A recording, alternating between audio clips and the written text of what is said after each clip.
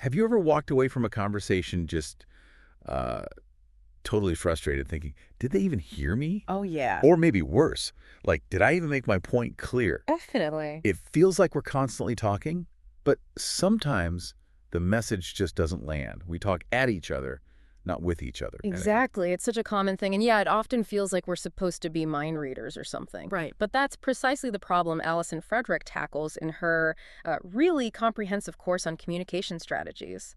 She uses this fascinating field called neuroandragogy. Neuro what now? Neuroandragogy. It's basically the science of how adult brains learn, how they process information, and how they hold on to it. Okay. So it's all about optimizing your message for like the way a grown-up brain actually works, Yeah. tapping into its natural pathways for connection and understanding. Okay, that sounds pretty complex. Neuroandragogy.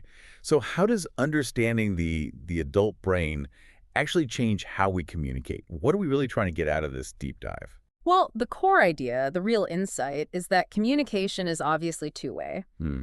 But the crucial bit is recognizing the responsibility, the onus, is actually on us as communicators. Right. We need to adapt our methods to what our listeners need to hear, how their brains are wired to receive it. Oh, okay. So our mission today really is to give you some solid science-backed tactics, things you can actually use to feel more confident and communicate effectively, like every single day.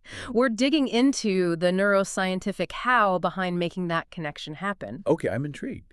So if we want to really shake up how we talk to each other, what's the first big idea from Allison Frederick? Where do we start? Right. The absolute foundation, and Frederick calls it the fundamental tenet, is this. The only thing you can control in a communicative exchange is your own communication choices. Now, that might sound a bit like, well, common sense on the surface. Yeah, a little. But the neuroscientific angle, that makes it kind of revolutionary.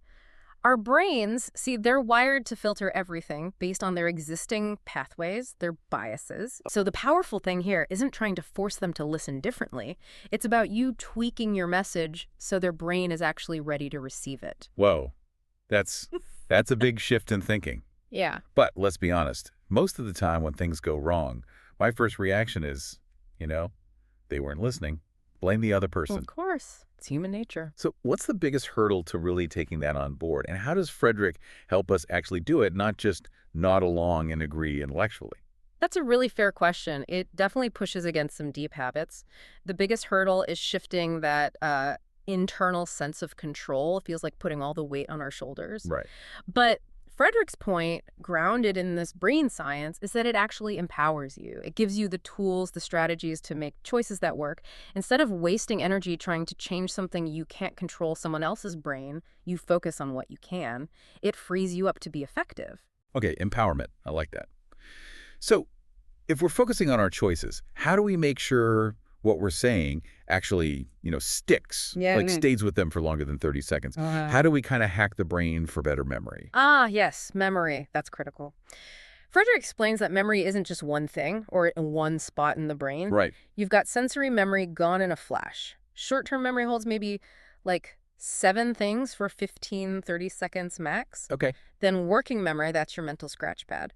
And finally, long-term memory. And that's created when the hippocampus, that's the brain part key for turning experiences into lasting memories, retrieves info and literally changes our neural wiring. So it's a physical change. Yeah. In our brains. That's incredible. We're literally building new connections. Exactly. But how do we get stuff into those long-term banks? Yeah. Especially when it's not, a major life event. Great question.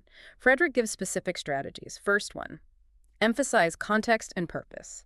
If you want someone to remember something, you need to help them, quote, imagine a future where he will definitely need to draw on this information. Okay. Remember that story about Elena and Jordan? Jordan gave Elena important info, but didn't say why it mattered down the line. Right, so she just blew it off as small talk. Exactly. He needed to give her a verbal trigger. Ding, ding, ding. Pay attention to signal this is important for later. So the why isn't just fluff. It's like a neuro trigger for actually storing the information. Makes sense for adults. Precisely. Second strategy, bring emotion into it. Research by Dr. Florin Dilkos and others shows emotional memories get encoded more strongly. The amygdala, the brain's emotion center, and the hippocampus work together on those. So you can try to create an emotional response, like advertisers do. Or maybe easier, connect the information to an existing emotional experience using analogies. Analogies. Like the story about Peter and his friend arguing about the bird. Yes, both had really strong emotional reasons tied to their memories, Right. which made them super resistant to facts changing their minds. Mm. Or Teresa, who finally got her partner after he used that analogy about a dog catching a mouse, it clicked emotionally with her own experience. That's a great example of how powerful that personal connection is. So analogies are really key for memory then. Absolutely. And third, use mnemonic devices. Things like acronyms, Roy G. Biv, sure, but Frederick uses a business example. CARE for a landscaping company, meaning customers are the reason we exist. Oh, clever. Or connection mnemonics. Remember learning fork and left both have 4 letters. Yeah, and knife, spoon, right have 5. I still use that. See? Or even rhymes like Columbus sailed the ocean blue. They work because they organize data, create associations, help you visualize. It all builds stronger, easier to access neural pathways. Makes remembering much easier. This is all fantastic for memory, but none of it works if people aren't even paying attention to begin with. Thinking about my spouse, my teenager here. Yeah. Is multitasking just something we have to live with now, or can we actually break through all that distraction? You've nailed a huge roadblock. It directly impacts how info gets processed or if it gets processed at all. Frederick is really emphatic here. The whole concept of multitasking is a myth. Really? A myth? Totally. Our brains physically cannot process multiple streams of attention input simultaneously. It's just rapid task switching. Okay. And that constant switching, it tanks your short-term memory performance. And if stuff doesn't get held in short-term memory, it never moves to long-term, meaning essentially no learning takes place. So that's why nothing sinks in when I'm talking to someone glued to their phone. Okay, besides, grabbing the phone, what can we actually do to cut through and get their attention? Strategies. Okay, first, make sure they aren't multitasking. You can pause, wait, or just simply ask for their undivided attention. Giving them that choice, that agency is respectful. And super important, model the behavior you want. If you're checking your email while they talk, guess what they'll do? Guilty. Okay. Frederick mentions subtly pausing if her boss looked at his phone, making it seem like she was just being polite. Often that social cue was enough for him to refocus. That's smart. Using social pressure gently. Exactly. Second strategy, leverage involuntary attention. Our brains are hardwired to notice certain things automatically. Like what? Well, things we're already looking for, that's a frequency illusion. You buy a red car, suddenly red cars are everywhere, right? Oh, yeah? Like that awareness test video with the cyclist and the gorilla. You miss the gorilla because you're focused on counting passes. I totally missed the gorilla. Right? Or things that confirm our biases. It's easier to believe in Bigfoot, if you want to believe, ignoring facts that don't fit. Or just things that stand out loud sounds, bright colors, really good, really bad things. Remember the donuts at the meeting example? Everyone noticed the donuts, even if they zoned out on the presentation. Yes. Donuts always get attention. Right. Third strategy, use the power of inquiry. Asking a question sparks curiosity.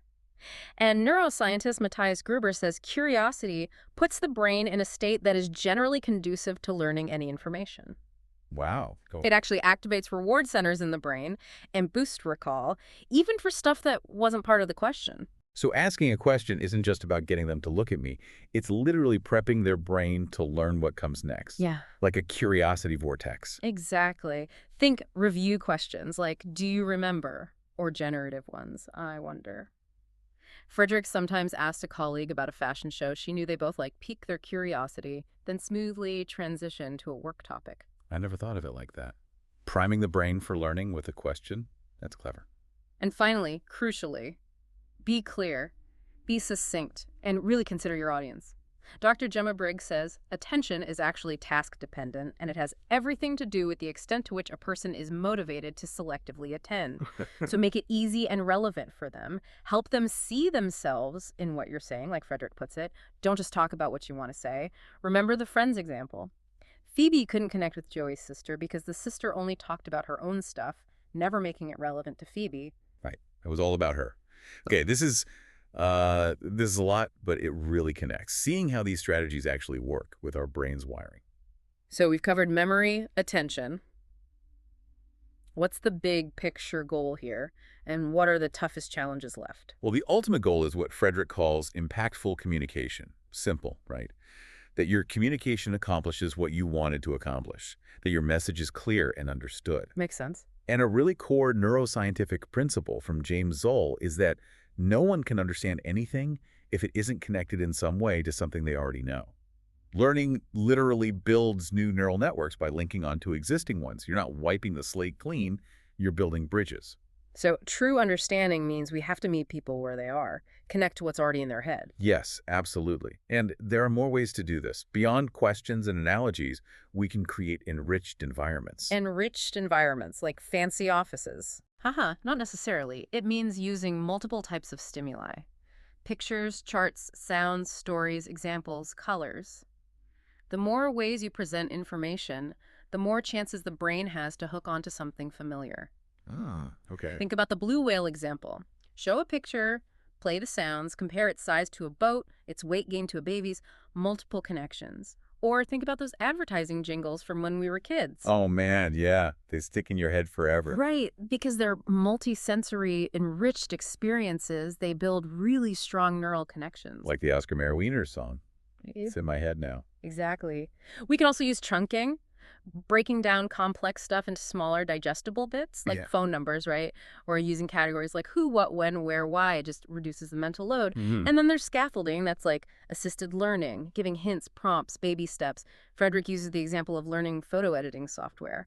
You don't show someone everything at once. Right, that's overwhelming. Exactly. You teach one small thing, like brightening a photo, let them master that, build that little neural pathway, then add the next step, build on it slowly. Okay, so those are powerful tools for connection. But just as important, what should we absolutely not do? What are the instant communication killers? Great question. Because, yeah, knowing what not to do is huge.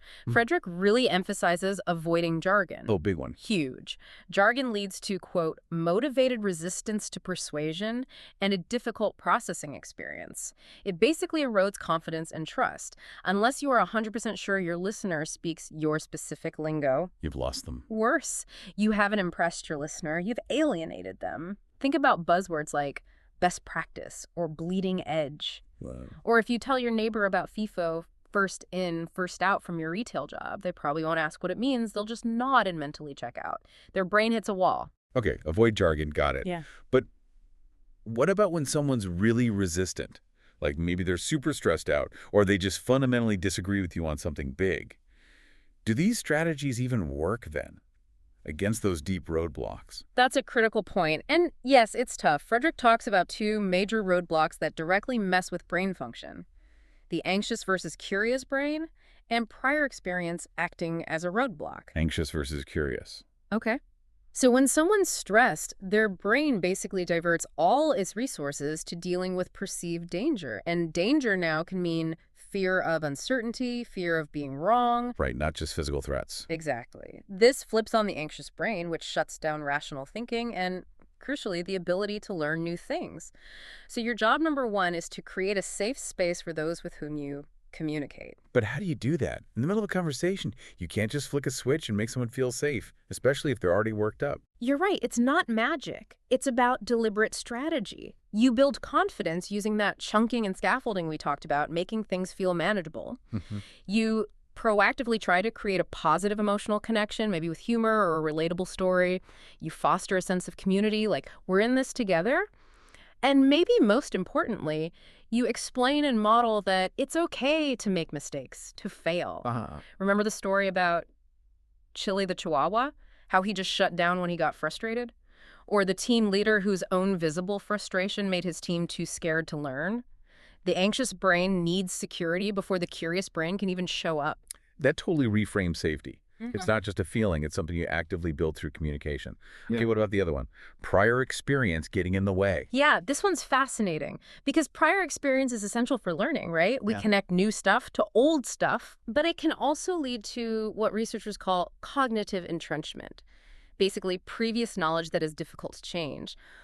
Our beliefs get tangled up with our identity, with those strong neural networks. Okay. So when you hit them with facts that challenge those beliefs, often it triggers cognitive dissonance. And instead of changing their mind, people just dig their heels in even deeper. Yeah, I've seen that happen.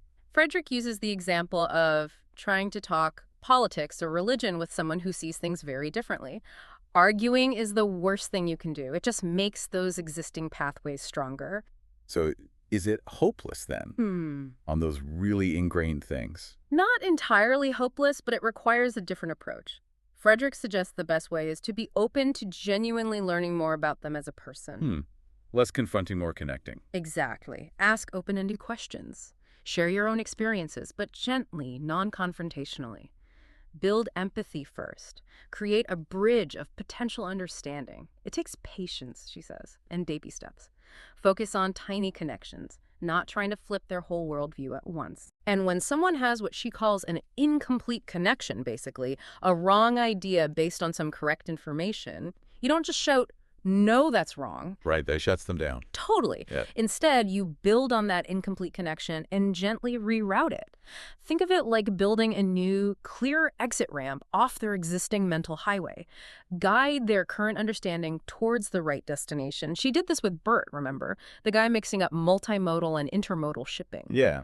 Instead of just correcting him, she used what he did know about cargo ships and trains to gently steer his thinking towards the idea of things happening simultaneously. I never thought of it quite like that, like actually rerouting a neural pathway through conversation. Wow, that's a really empathetic and strategic way to handle even tough disagreements. So, if you walk away remembering just one thing from our deep dive today, let it be this. You absolutely have the power to transform your communication by consciously picking strategies that actually work with how the adult brain learns. Focus on meeting your listener where they are, connect new ideas to what they already know, grab their attention effectively, and make your message stick by making it memorable and, emotionally relevant when you can. I love that. It feels simple, but it's such a profound shift, putting the responsibility on us, but also giving us these really concrete, science-backed tools to actually connect better. It makes us better communicators, sure, but honestly, probably better listeners and, well, more empathetic people too. Thanks for breaking all that down for us. And if you're listening and feeling eager to dive even deeper into these really incredible ideas and explore more of Allison Frederick's work, we've put links to her course and other resources right there in the description of this deep dive. Seriously, we highly recommend checking it out if you're serious about mastering communication. Yeah, definitely do. And hey, we'd love to hear from you too. Which of these strategies really clicked for you? Is there one communication challenge maybe you're thinking about tackling differently this week using some of these insights? Let us know down in the comments. Yeah, do that. And think about this. If every single conversation you have is a chance to build a new connection, a new neuronal network, what kind of architect of understanding do you want to be?